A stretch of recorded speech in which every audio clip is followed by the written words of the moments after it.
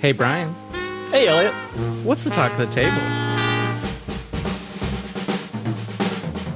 This week, we're sitting down with Dr. Emily Friedman. Dr. Friedman is an associate professor of English at Auburn University, the director of 18thConnect.org, a contributing writer to such publications as Polygon and the Los Angeles Review of Books. She is one of, if not the, leading minds on the history and industry of actual play podcasting. If you're a fan of Critical Role or Dimension 20, other actual play shows, you can often find her live tweeting analysis of the shows as they air. We are honored to have her on to share some of her insights with us and to talk about this wild world we call actual play. Dr. Emily Friedman, welcome to the show. I'm so glad to be here in that virtual, creepy way. Hello from Alabama. Hello from New York City, baby. Woo! New York City. 2 time zones. So that's fun. It's a weird world where we've had some people on where it's just like, we've had like multiple time zones represented. It's insane to me that that's still a thing, that we're able to do this. My next podcast, we have to coordinate between India and here. So, yeah. I've got one coming up this week that is New York, LA, and Sydney, Australia. Oh. But no, I've never been more aware of time zones this moment when I'm coming back from Germany, where I was up at 3 a.m. on a Thursday, Friday. I don't know what are times. And I was like, oh, I guess I could live tweet Critical Role after all. Dr. Emily Friedman, thank you so much for coming on the show.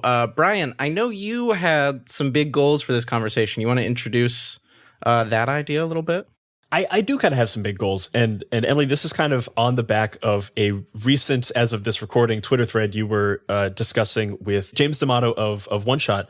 And the idea is, and this is a conversation I had with Taylor Moore over on My First Dungeon podcast, that the term actual play, it is a big old term that is being pigeonholed into covering like absolutely everything in the tabletop role-playing space, that we just don't have the terms to properly define everything that is out there.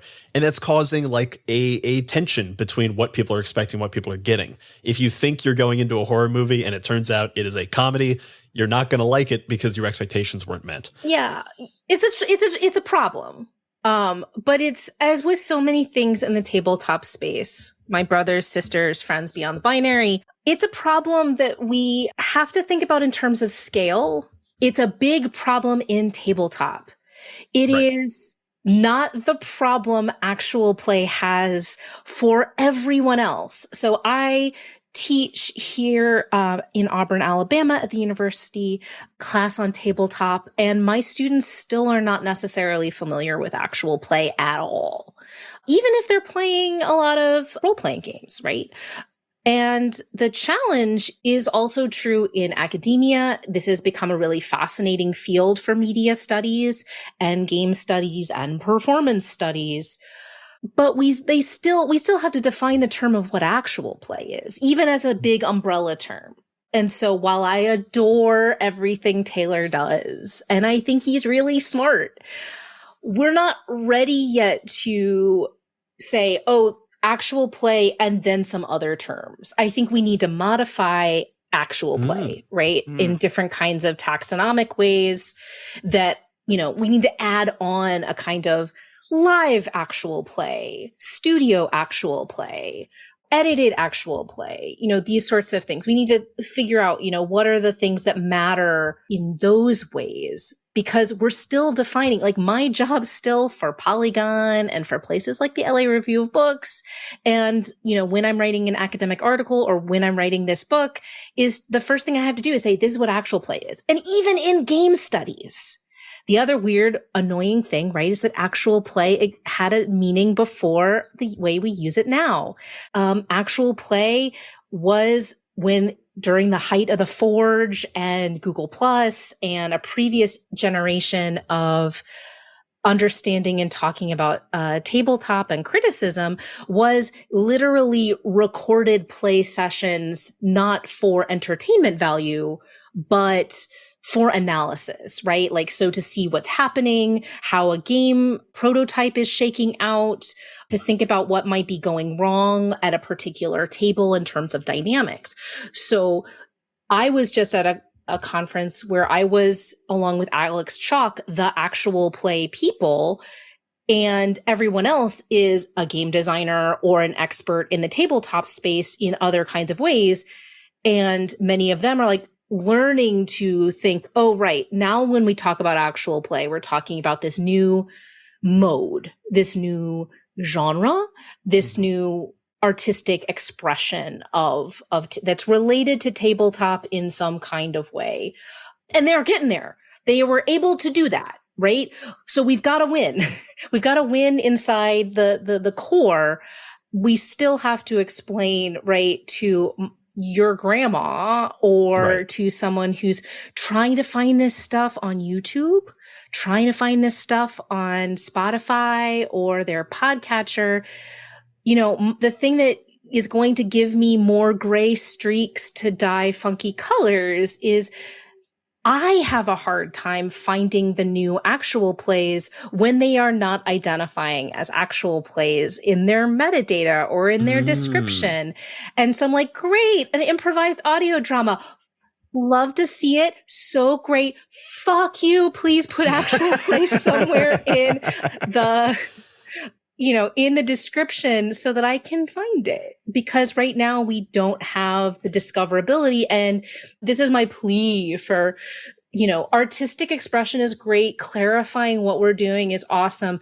But we also have to have what my little metadata heart and nerdy heart calls controlled vocabulary, right? Which is how we find things as a collective. And then you can go be weird.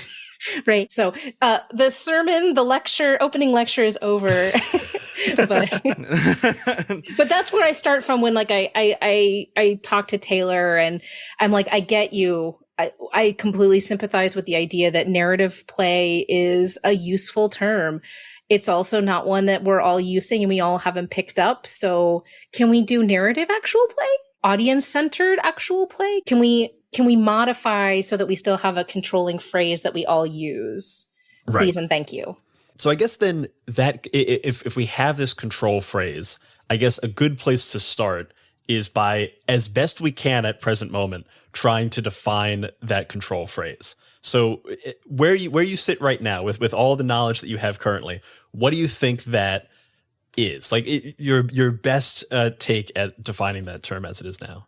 Oh boy. So what I've historically defined it in publications and with my students is that it is a form of storytelling that includes mechanics and the element of chance baseline. And I will still hold to the idea that those elements of chance need to be legible to the audience, but that's also something that's now currently under debate. There are some really stellar, as podcasts in particular, performances that will play a game and then edit all mechanics, all trace of gameplay out. And then the question becomes, and I don't have a good answer to this, is that still actual play or is that some sort of other thing? At the moment of this recording, I mean, I'm inclined to say that's something different, right? That's using that's one way of devising an audio drama. But if the audience doesn't know, then how is it still play, right? But there are other completely reasonable people. I think Janaya Kemper is one of them who have said, right, but the origin is still, it's about the making, right? And the making matters. And the making does matter. But I guess as with all things with actual play, it's always a question of who's more important in our definitions, in our construction of these things, the people at the table, the creators, or the audience. And different people have different answers to that question. I think it's particularly interesting with an example that you and James were talking about on Twitter, which is the Malevolent podcast from Harlan Guthrie. And it's interesting what you're talking about hiding the mechanics, because I remember as a fan of that show, the first season, you would hear an occasional roll of dice before he would describe something in character. And then after the first season, that goes away. And because of that, I sort of like had this own disconnect in my brain, being a fan of actual play, listening to it, where I'm like, is he playing a game? Is this just like extra flavor? I think it's interesting, the choice of like to include it at first and then take it away and the choice to just edit it out entirely sometimes for shows from the get-go. I faced this question myself when we did on My First Dungeon our Anamnesis season, because Anamnesis by Samantha Lee is a solo tabletop role-playing game, and the mechanics of it are not necessarily interesting to listen to in podcast form, because it would just be me kind of like reading a prompt and then answering it. And so ultimately we just, and I apologize to you, we did title it an improvised audio drama. No, that's great. But I went back and forth on that because like we kept in the prompts kind of, and we kept in like what cards we drew kind of, but it was all, we never really explained the mechanics. We never really did the mechanics. They were just kind of like ethereal audio things that happened. And it was the first time when I produced something that was definitely on one of those more extreme edge cases of, is this actual play anymore? Or did we just make a thing by an interesting method? Right. I mean, I think about it a lot when Critical Role acquired Midst, right? Which is another improvised question mark. Sometimes that word shows up in the description of what has been created and sometimes not. But whatever it is, the origins of its creation are left in obscurity. They are not the point, up to and including the people who are behind it, right? Who have, since the acquisition, chosen to be anonymous. So I also think about this as we think about like where Critical Role is also going with its own kind of extension, right? With Illuminated Worlds and the debut of a game using that system, Candela Obscura, which the first 40 minutes of that show in the first episode, there is not a dice roll to be found, right? It opens with a cinematic, which literally I've now run that game, and you are instructed to read a 5 to 6 minute narrative that has nothing to do with the players, right? It's from a third person kind of like Columbo perspective. The conceit is, this is a dramatic version of the kind of briefing the players are getting before they arrive at the crime scene. But it's a choice, right? And there's still elements of game, but it is definitely whatever cinematic means to the people at Darrington Press. It means fewer roles at fewer points, except for, in the climax, there seem to be many, many more roles. But for a long span of it, nothing. So it's an interesting kind of harbinger of what Critical Role sees as the beating heart of what it is they do, which is not what I necessarily always think is the beating heart of what they do. So who's right? Don't know. I'm not a predictor. I just describe what I see. But yeah, so, I mean, improvised and theater games and things like that are amazing, but I think they are categorically distinct from what submitting your story to the elements of chance and happenstance, that the dice are going to tell a story, right? That the cards are going to tell a story, that, these sorts of things. That seems to be something different that actual play does. And that's what I find really fascinating, because that's when genre can break. That's when we don't necessarily find ourselves bound to the same kind of story beats, because we can't. The dice will thwart us if we try to maneuver in particular kinds of ways. When you think about those two aspects, I was struck by was mechanics and chance. I'm curious where you think, maybe if we plot a little bit of a trajectory around, let's start with mechanics, maybe, like, are we heading, like, when you think about Candela Obscura as an example, and maybe as like a flagpole or tentpole for it, are we heading towards less and less mechanics in actual play in your mind, or is it still just a wide spectrum? I mean, again, I need to, like, if I sold t-shirts, if I was a merch person, I would have one that says, I describe, I don't predict. I am not a forecaster. I remember very vividly talking to Abria Iyengar and asking her, like, what do you think is the next thing in actual play? And she's like, and this was 2021. And she said, it's going to get shorter. And she was right up until started Worlds Beyond Number. a thing that is intended to run for years and years, right? So, there's a yes and to that as well. And so I think it's going to be very interesting to see. So it's very clear that the Candela experiment is one that's intended to potentially go longer. They built a whole ass separate set for that sucker, but they filmed functionally a 3-episode pilot. So it's going to be very interesting to see whether Critical Role, who are the only people who know what metrics matter to them, actually thinks of this as a success, and also whether other people think of this as a success. Lynn Kodega has argued this is a system designed for actual play. Critical Role will not say that. I have asked directly. But there's so much in this space at this moment in time, for better and for worse, is market driven. What will audiences watch? This is why Dungeons and Dragons proliferates, because it's something you can search for. It is the quote unquote world's greatest role-playing game. Millions of people play it all over the world. And so I don't know. I can tell that it is a success with a particular core base, like Tumblr's gone nuts. Whether that translates to success with any other kind of troupe of players is anybody's guess.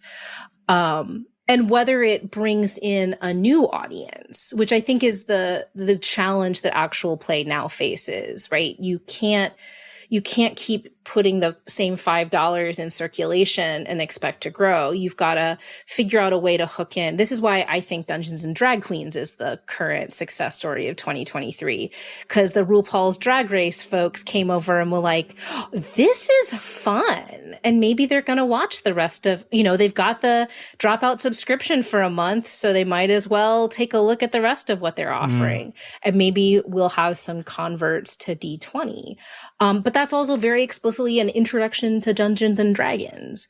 And I think if I had to weigh the kind of pro cons, which I am now spitballing and doing, I would say what sticking with mechanics gives you is you have the layer of not only pleasure and performance, but pleasure in like that sports ball kind of way. I have compared, moves in an episode of Critical Role or Dimension 20 to, the fadeaway shot from the 3-point line, right? There's this kind of capacity for that kind of dopamine hit in addition to a story well told. And so I'm inclined to say, oh, that's where we're going. But I don't know. It could just be that what we really need at this particular moment, inflection point, and 2023 is absolutely the year that everything is changing. The writers guilds are on strike again, which it hasn't been since right before the start of actual play. All of these sorts of things are changing. Who's going to be having the time and energy and interest in doing this kind of stuff as a creative expression? All these sorts of things are unknown. But yeah, I think that once you're not doing mechanics, you're basically, you're another audio drama, right? And then it becomes, what's your hook?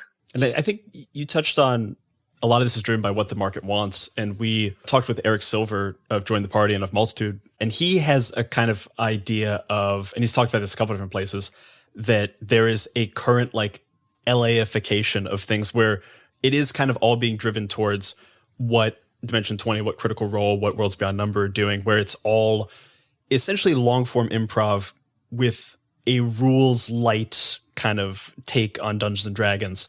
This isn't the first time I'm hearing this kind of idea that we are moving towards something of a monolith, and I'm curious if that will continue, or if it's gonna be the same $5, but like same $5 creative dollars in circulation, that all of a sudden someone's gonna be like, oh, actually we need to start branching out more. And if that doesn't gain some traction in some way. What's fascinating to me is, when you look at the kind of the LA-ification, in terms of networking, the first thing I ever did and gave up very quickly was try to create a network visualization of people who had participated in official D&D, like the official D&D sponsored content. Because, you know, in 2018, they were bringing in, you know, for the things like the Stream of Many Eyes and stuff like that, they were bringing in things that were not directly paid for by them, but they gave them a little spotlight, right, in live performance. And they killed that pretty quickly, as with so many things. But it's a knotty, dense nest, right? And it sprawls in weird kinds of ways. But what's interesting to me is that the LA scene also, even with people who were involved in the creation of Critical Role at the very beginning, there are people who are trying experiments. Those I mean, Kolak did a kind of 4-year consideration run in the new media category for the Emmys, right? And they deserved it. It was one of the actual plays I screened in Bonn to kind of show this is the kind of edge of the boundaries that we're seeing. And I've been doing a lot of judging of what I call the ambitious middle for New Jersey Web Fest. So if we think about like the high budget studio shows as operating the Dimension 20s, the Critical Roles, I think of like the Crit Awards, where their nomination form said, don't nominate the big ones. And it was Critical Role, Dimension 20, etc. I don't know what the fuck that etc. is. I'm very curious about what that etc. is. But if we say that etc. is, you know, is sustainable. They are small by Hollywood standard. They are big in terms of the TTRPG space. They are outward facing. One is connected to UBC. One is deeply connected to the animation and video game scene. Then there's the ambitious middle. Then there's the folks who are also making sustainable shops, but like not doing bananas numbers or not visibly bananas numbers, who are doing interesting kinds of things and who do things like submit to the different web fests. And there are some clones of the LA style, and those are the ones that I'm like, this is fine.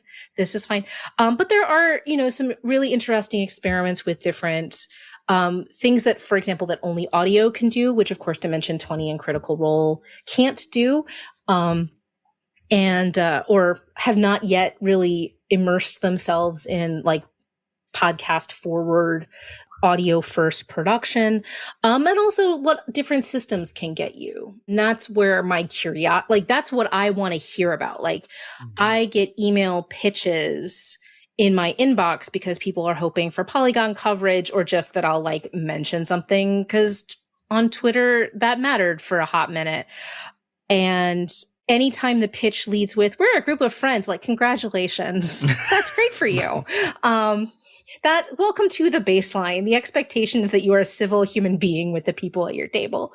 It's what are you doing that's different? Like, and it's hard to get people to articulate what they're doing that's innovative. And I've been trying for literally a year now. My first pitch that Charlie Hall asked me to do for Polygon was like the future of tabletop. And I was like, okay, I'm going to ask people on Twitter and anywhere I can to send me like, what are they doing in innovative kinds of ways in the space? And it was shockingly like pulling teeth, considering there are thousands upon thousands of actual plays being produced all the time. Very few people were able to articulate something very specific about what they were doing differently, either in terms of production or in terms of system or in terms of, that's less the case now, but that's what's striking to me, is that people don't think in those kinds of ways. There's still, I say, the greatest story that Critical Role ever told is the story about its own making. We're friends. This was our home game.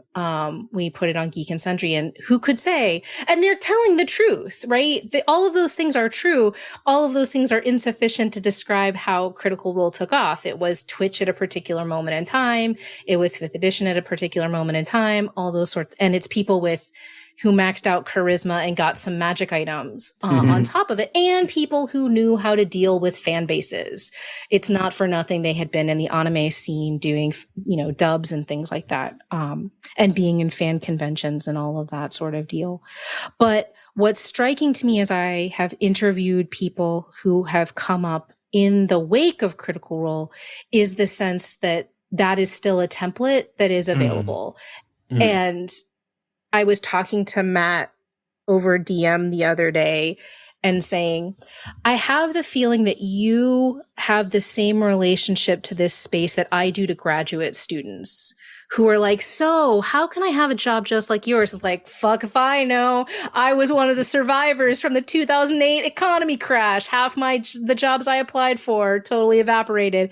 But for whatever path to success is available, I will help you down it. But you can't do what I did, because step one, be an 18th centuryist is not really like the best decision. And he was like, yeah, no, I feel that really hard. But yeah, this is the thing, is like, there's this sense, because it was not that long ago, that now we are in this kind of professionalized space where there's a meaningful pathway to success, as opposed to, oh no, it's the Wild West. It's changing all the time. Platforms are changing all the time. And this was one of 5 million different things that people in the LA scene, in the New York scene, whatever scene you're talking about, were doing. And this one was the one that managed to like blow up, right? They were creative people living creative lives, and still have day jobs, all of them, right? Many day jobs. And this is the reason why I'm like, oh, we have to write the history now, is because it is history. It is the story of a very particular moment in time. And now whatever's coming next is going to look very, very different if it's going to succeed. It cannot follow the template. So yeah. So I mean, to circle back to the question of, is the LA scene going to continue to dominate? I mean, New York's making a big play.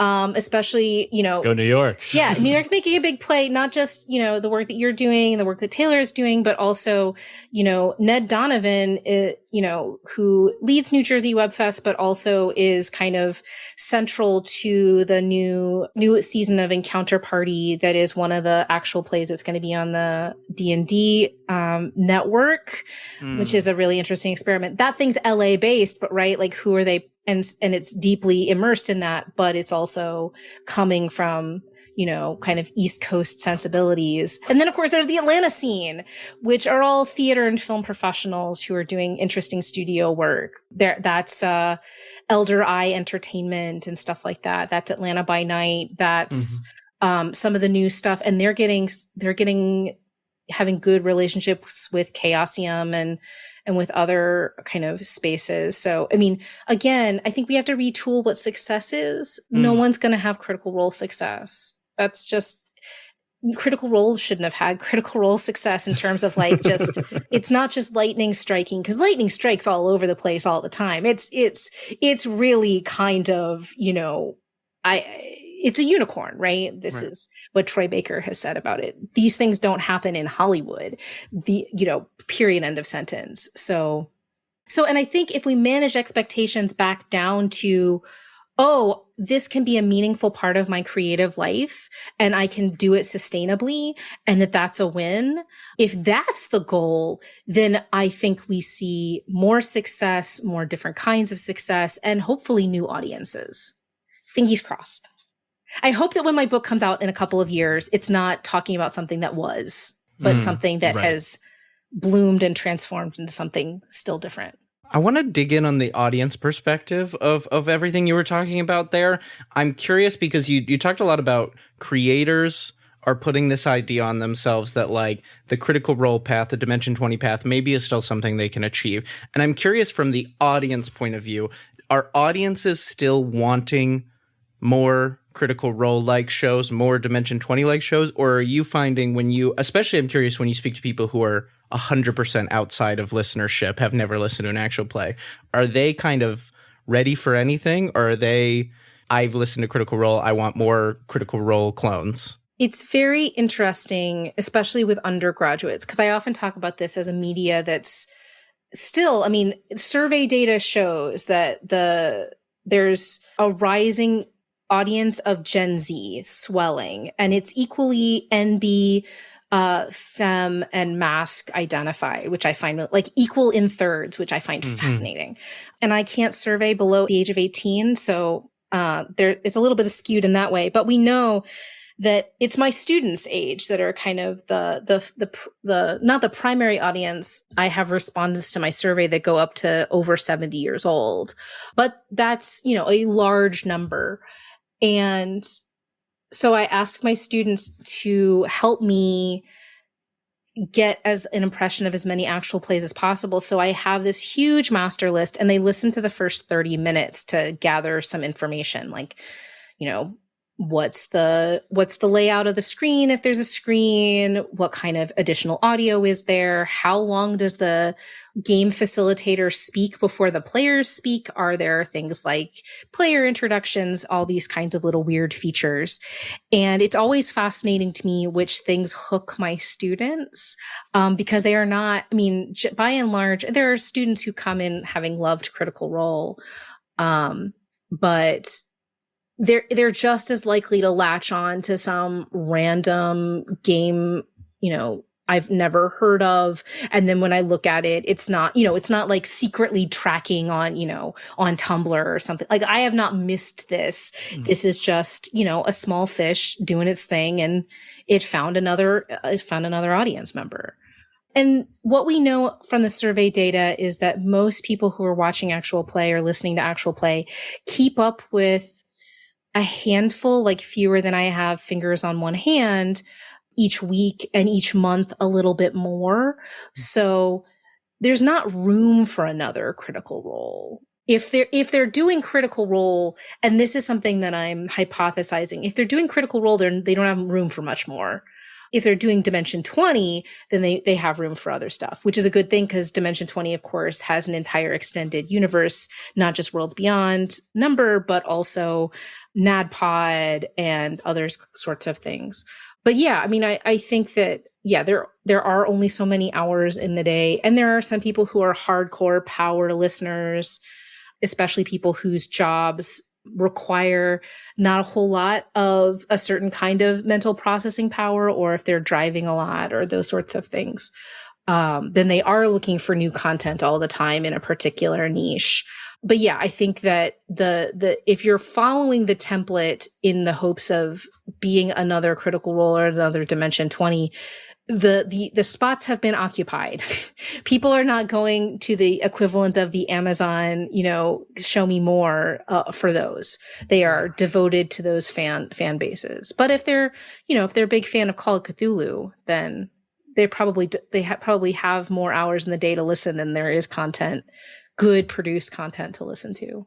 That's a great way to put it. I love they're not hitting the show more if they're I want to just punctuate that, because I think that's really good. It's interesting that you say if people are a big fan of Call of Cthulhu, they'll go looking for your good Call of Cthulhu show. And I am curious from the audience perspective, how much game choice is mattering now, whereas everything 5-10 years ago was D&D 5th edition. Are you seeing people gravitate because of the game system being played more in the current moment? I think it depends, because there's lots of different reasons that people listen to or watch an actual play.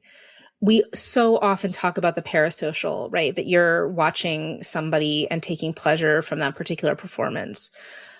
But because of the kind of what we talk about, the LAification, you have the possibility of watching some of those people on lots of different things, right? We joke about the Summer of Abria. You could have watched her on Critical Role. You could have watched her on Dimension 20. You could watch her on Dimension 20. Do you want to watch her skewering Harry Potter or, creating a newer, better Regency than Bridgerton did, right?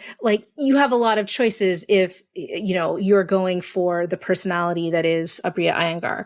But that's not the only reason that people consume these things. There is still a kind of pedagogic element to a lot of use of actual play. At least it seems to me.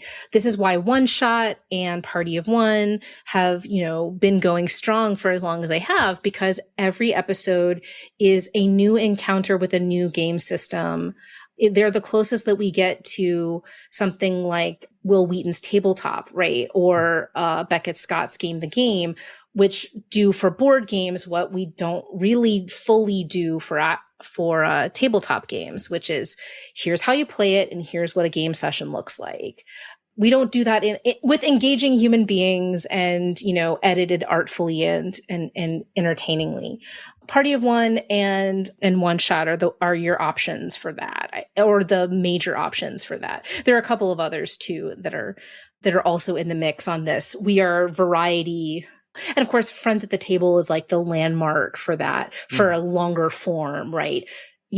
And they play Blades, and then the Adventure Zone plays Blades because of the Mariella campaign from Friends at the Table, right? Like these sorts of things can kind of propagate their way up.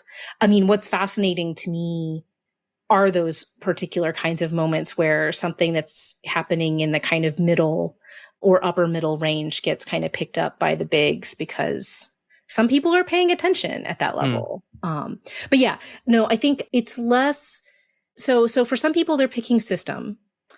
And for some people, they're interested in genre or a kind of experience, right? And I don't love thinking about systems as genre emulators, but many of them are, and so Cthulhu and Vampire have, known quantities in terms of what are you going to experience in those kinds of games, what is the level of risk and spoopy-oopiness and all that sort of thing, how much interpersonal political backstabbing is going to happen in a vampire game. All of those sorts of things, I think, do lead to people gravitating to known systems for particular kinds of vibes. You've mentioned a couple times the idea of like this ambitious middle. And I'm just curious if you have anything that has come across your desk that you think is like particularly noteworthy that people should be checking out within this ambitious middle. This is why I keep a list on. So I have a list on Spotify that is people recommend actual plays to me, which is really lovely because it means I can answer these kinds of questions really quickly. I like what I like what the rest of the One Shot Network is doing, especially with stuff like Skyjacks. Theater of the Mind players are the other folks I can think of who are doing a lot of that kind of variety experience of different systems. I listened to Planet Arcana because someone recommended it to me and it was the first of these like random Twitter recommendations where I was like, oh no, I'm listening to this. Cause usually I'll be like, I'm driving to Atlanta for 90 minutes, recommend actual plays to me. I will listen to at least 20 to 30 minutes and I will do that and get through quite a few on my way to Atlanta and be like, I have heard this. I have experienced Planet Arcana. I like stayed on and went on to the next episode. Right. So that was a big one for me. We love Planet Arcana here. I also really like the Atom lists right now. I will also say that I do not personally like, but I'm really glad exists because I think it has a place in the space is the new Real Housewives of D&D, or I forget, I think that's what it's called. But it's literally that is the framing, right? Is the Real Housewives lens. So it's doing, I think, similar kinds of things in terms of a potential crossover nerd audience to what Dungeons and Drag Queens is doing over on Dimension 20. And there's other ones that I think, I always have to, when I'm listening to things, especially as a judge, distinguish between what I'm really getting into and what I want to listen to more versus what I think is well done. And I've been trying to think a lot about what does it mean to call something well edited? What does it mean to call something well sound designed? It's not just adding on, sound. Congratulations, you learned how to use Audacity or whatever. Then that's no small feat. That's an right. enormous amount of labor, but what does it mean to do it well for an audience? I am not your audience for a bunch of dudes at the table, like her, like making dum-dum jokes, right? So that's a whole genre of actual play that I encounter and can say, this is better done than others. But it's also I don't need to listen to any more of it. And that's the trick, right? Being the person who writes about this stuff and wants to be aware and wants to honor the full complexity of what's out there. There are some things that I think that don't work for me, but that may work for somebody else. One of the things I was talking a lot to people recently about is breaking. I have come to a theory that either you break in an actual play or your audience is going to break for you. So so we can think about this in terms of some of the most powerful moments in Worlds Beyond Numbers, since your audience will be familiar with the great Taylor Moore. There are moments where a gasp or a scream or Lou Wilson going, "What the fuck is up with this, Brennan?" That are right after a dramatic moment, right? And it lets the balloon lose air pressure before it blows up. Listening with an audience, which I've been doing recently for the first time to actual plays, makes me realize, like, in the absence of that, if you don't diffuse the tension, someone's going to start laughing, especially if you have to do something like, talk about a mechanics change or something like that in the middle of a dramatic soliloquy or whatever. And I hadn't really thought about that before. And I don't know whether that's a question of my taste and me being an old fuddy-duddy and not, and as an 18th centuryist, highly allergic to enthusiasm, right? And wanting a little bit of that mitigation, or whether that's a universal truth. And that's the danger of a critic, right? Is like, you cannot say that your truth is universal.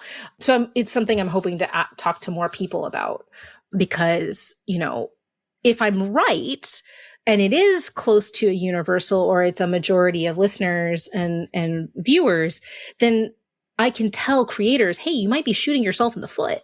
But if it's just me and Generation Z feels very differently about, big feelings, then I'll just shut up and sit over here and learn something. It feels like a good insight. I feel like, I don't know, I feel like totally subjectively from spending a lot of time on TikTok, I feel like Gen Z is of that audience that appreciates when people don't take themselves too seriously. And it feels like cutting out your breaks and not allowing your breaks can come across maybe as you're taking yourself too seriously if you're not willing to put in that, like, what the fuck, Brennan moment. Yeah. I mean, I don't mean to like harp on Dungeons and Drag Queens, but I've been talking so much to people before that screener landed in my inbox, to my giddy excitement, about the ways in which this is an inherently camp form, and whether that's true, as well as, what relationship actual play has to porn, which of course is the old canard, right? Because it's not like real playing. No, it's not like playing your game at home. I'm sorry.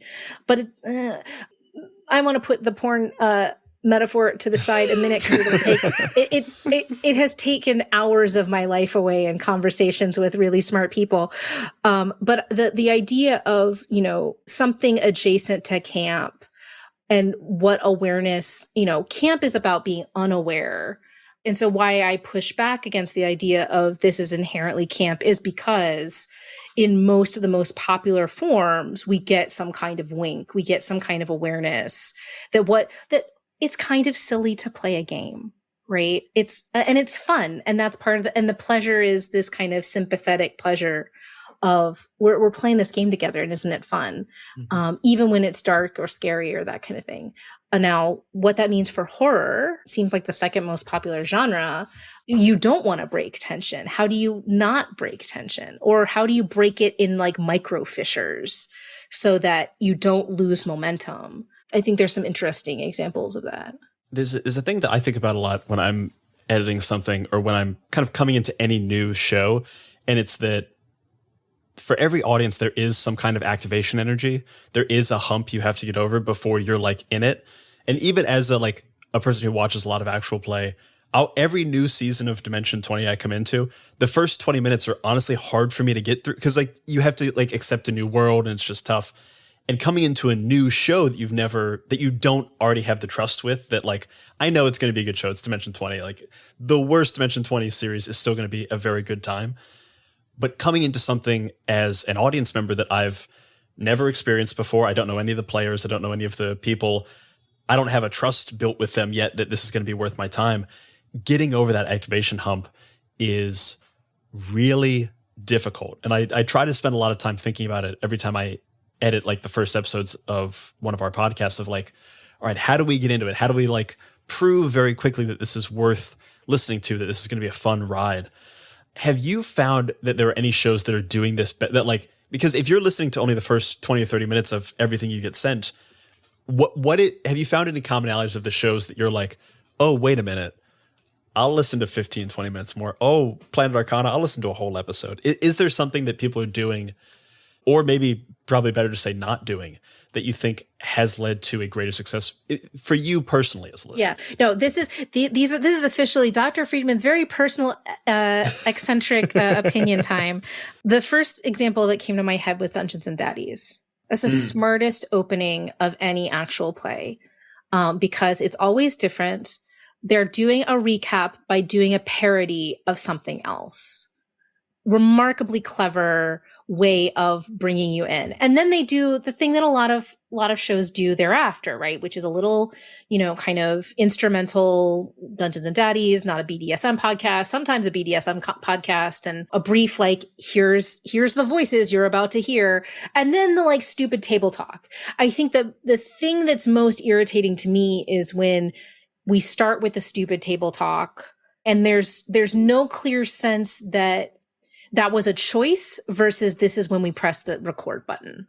Because for me, what I'm looking for at this point in the game, so to speak, is signifiers that you care about me, right? And that is not about plot fan service. That is not about it, but it is about, did you think about an audience? Even if you got into a state of flow when you were playing, even if you're immersed, but when you put this thing together and put it on a podcatcher, or you uploaded it to YouTube, or turned on OBS to do this live, did at any point it occur to you that there are people who are going to be watching or listening to this? And did you make choices from that kind of perspective? I may not agree with them. I may not think that they're great, but did you think about them?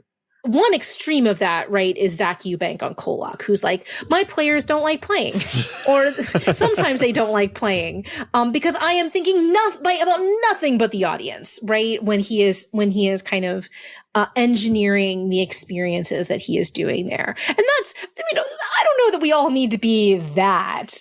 In fact, I think probably only Zach can stay on that end. God bless.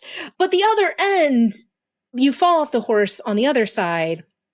And, I get a lot of people, and this is very much Critical Role posturing. It's not what Critical Role is doing, but it is Critical Role posturing, which is, well, we're legit and we're playing a game with our friends, and that's what makes it real and cool. And if you want to watch, that's cool. And if you don't want to watch, that's fine too. I was like, okay, so why did you record this? Why did you put this? What is the gain of that an audience presence is for you? And I don't have a good answer. I haven't gotten a good answer from that, because that's not a question that goes over well with someone who's like, no, I'm doing this real. It is weirdly the anti-critical role inspired answer to what people are doing. So yeah, so I don't necessarily expect that it's going to be this lush sonic experience. Although if that happens, then you shoot right up to the top of my charts.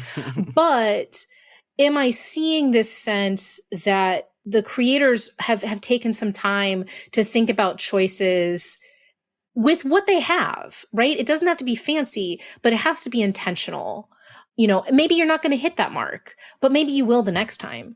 That's why I call it the ambitious middle, is because they may not hit the mark with everything they want to do, but there's a goal there that is beyond the we're just friends at a table. I think this is something you specifically called out on Twitter, but I also really appreciated it listening to it. It was Erika Ishii in one of the recent World Beyond Number talkback episodes. They were talking about a specific moment, and Taylor Moore, gassing up his team, was like, said something to the effect of lesser players wouldn't have made this choice. And Erika came in with this really, I think, good thing to lay out. It's like, not lesser players, but not players who are also performers and thinking from a performer mindset. And I think that's the part of the distinction you're talking about is like, oh, I'm not just playing, I am creating entertainment, I am performing, I am a performer for somebody else's pleasure. And I think, and I really appreciated that she called it out for this, what could be perceived as like situation where it's like, oh, we're just playing a game. Worlds Beyond Number has that sort of perspective of, we're going to play this game for many years and we're going to see where it takes us. But like, I appreciated that Erica also was like, but we're also performers and sometimes we make choices specifically from the performance perspective. Yeah, I mean, what's been really interesting and really fruitful in getting to talk to people in this space, both behind the camera, so to speak, or behind the microphone, so to speak, and those who are performing, is this kind of sense that what we're talking about here is, it is simultaneously absolutely true that this is an improvisational form where people get into a flow state and they make choices spontaneously and organically. And they do that because they have decades of training in how to know at the level of their subconscious, a story beat they could hit, how to internalize their character drive so that when they step on stage, when they're telling other people's stories, they know how to organically deliver the most inorganic material, which is, scripted words. So when you get the chance to kind of perform in this sort of way, there's all kinds of muscle and mental memory in place. And I think that's one of the things that's really hard for people to communicate, because it feels like that's saying that this is an artificial form. And no, these things can be true at the same time. People can be highly trained performers, which is why they can improvise. I think about it in the same way that I can teach without a script, without writing down a lecture because I've been doing it for half my life. But yeah, I think that's one of the big things that we don't give real kind of credit to, is like the reason why this is a form that has been dominated by millennials is because elder millennials have been doing this for an entire careers and have a training base to draw from. For some, it's traditional acting. From some, it's other forms of performance, or improv or what have you. And some it is from writing. I mean, or from comedy or that sort of thing. However you get it, if you got it honed, then you can do it. And then of course, a lot of the people, if you're talking about somebody like Matt or Bria or Brennan, you're also talking about people who have played in this specific form for more than half their lives, right? And there are talented young folks who can do that as well. And I am totally shamelessly going to sing the praises of my former student, London Carlisle, who does a lot of work. He's doing D&D in a castle, which is so weird. Mostly fun. he does Hell yeah. Chaosium stuff. But I can say, because I watched him get trained, he is an extraordinarily well-trained traditional BFA in performance and a working stage actor until the pandemic meant that, all the New York stages closed for a hot minute. So yeah, I mean, you don't have to be 40 years old to be ready to do this, but you do have to have certain kinds of training that means that you've got some good instincts that have been overlaid. And yeah, we don't talk about that because it's kayfabe. It's revealing the fact that not everybody's table is going to look like this. We kind of say that, but we don't. Right. Breaks the illusion a little bit. Yeah. Which is weird, because this is a performance mode that's all about the fact that we are collectively understanding that this is an illusion that we are creating together. And we need to talk way more about kayfabe in this form. I don't know what kayfabe is. It's the meta narrative in professional wrestling, right? It's this is a real fight for real, and these are real beef. So yeah, the all of that is the kayfabe.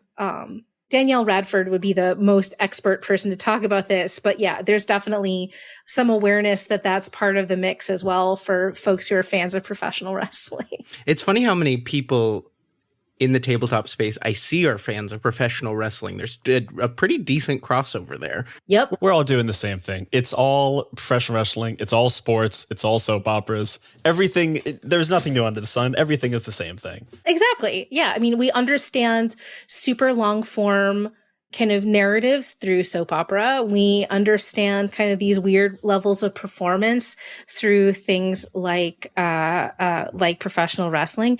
And we understand the thrill of rolling dice and having a skill met with success from professional sports. Ooh, I love it. We've been talking a lot, and if people don't think you're an expert at this point in this space, then I don't know what's wrong with them. But I'd love to just like get a little bit of insight into your journey to this point. And specifically, we are asking this consistent question across guests called Nat Ones Are Still Fun, and sharing a failure from that journey and what you learned from it. The one that's sticking out, because yesterday was my anniversary of my first byline for Polygon. Congratulations. That byline could have been like 6-7 months earlier if I had checked the spam folder in my email. Because Charlie reached out and was like, "Hey, you're interested in Critical Role. Would you want to write about Critical Role?" Apparently that email never got through. The Twitter DM got through 7 months later.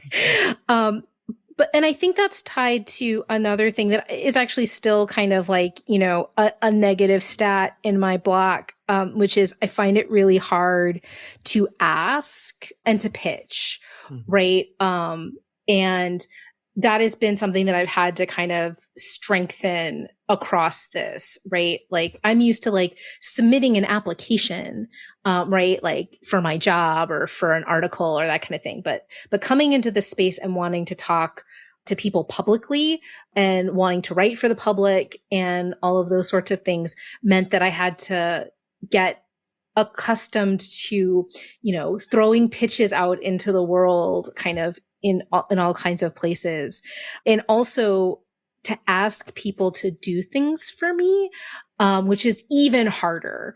I finally got over it and ripped off the bandage. And I remember, and the biggest moment of that has been the most fruitful was when I emailed Gabe Hicks and was like, "Hey, would you be willing to do this thing at Winter Tour in Delaware?"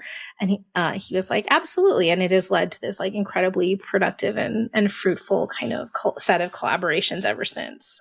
But yeah, it took the long road of getting over waiting to be approached. And sometimes you miss those emails, which means you have to pitch.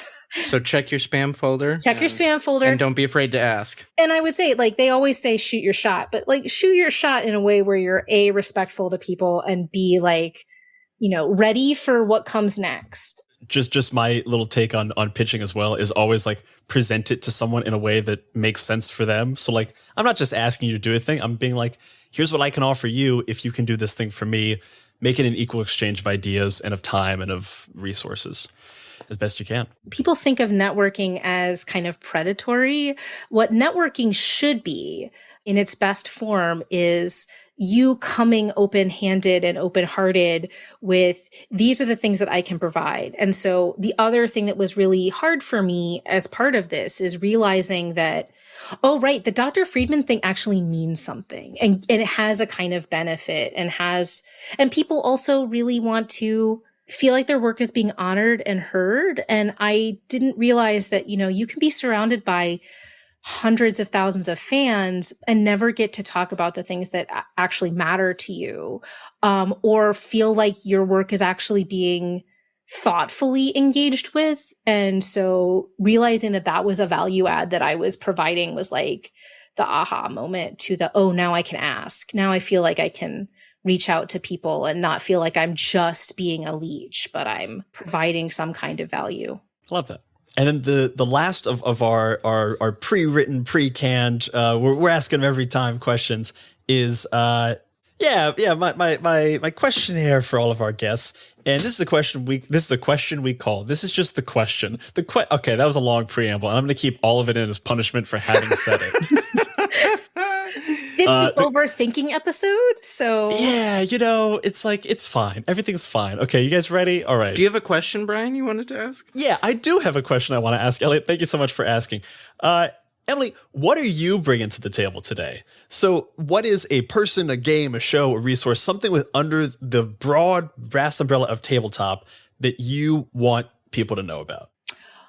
Oh, man. So I'm bringing to the table Series Seeker seriesseeker.com. We've been talking a lot today about how discoverability is garbage in the space, and that this is a pain point for both audiences and for creators. And Series Seeker is trying to do something about that. They are also people who provide metadata for my research. So if you are a creator, you can submit your series and they will ask you all kinds of extremely granular questions about what's your format? How long is your average episode? What's your cast like? What's the vibe? What system are you playing? Are you audio? Are you video? Are you both? How's your audio quality? How often do you update? Is this over yet? All these kinds of really specific questions, which are also questions that then you can use in Series Seeker to find your next actual play that you are excited about. And so right now they have over 400 podcasts and streams. That is still a really small number of the total ecosystem.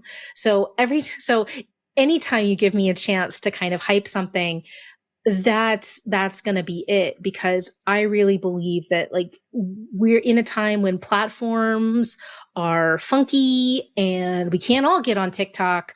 These kinds of movements are the ways in which we can start to kind of get a better sense of what's out there and make it available to people who might be interested in exploring this form in different kinds of ways.